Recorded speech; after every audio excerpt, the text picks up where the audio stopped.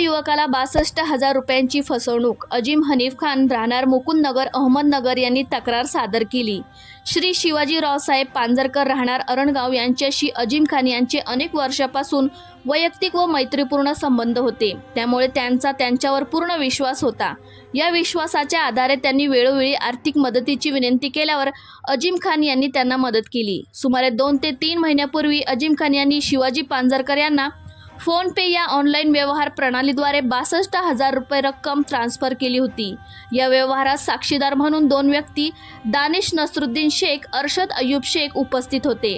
काही काळानंतर त्यांनी वरील रक्कम परत मागितल्यावर श्री पांजरकर यांनी टाळण्यास सुरुवात केली. त्यांनी खान यांचा फोन क्रमांक ब्लॉक केला असून खान यांनी दुसऱ्या क्रमांकावरून संपर्क साधल्यास फोन कट करणे किंवा प्रतिसाद न देणे असे वर्तन केले. या प्रकरणावरून खान यांना समजले की श्री पांजरकर यांनी खान यांची फसवणूक केली आहे.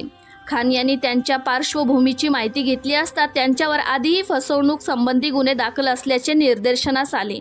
तरी या प्रकरणी पांजरकर यांच्या विरुद्ध फसवणुकीचा गुन्हा नोंदवून अजीम खान यांचे 62,000 रुपये परत मिळवून देण्यासाठी योग्य ती कारवाई करावी अशी विनंती अजीम खान यांनी केली आहे.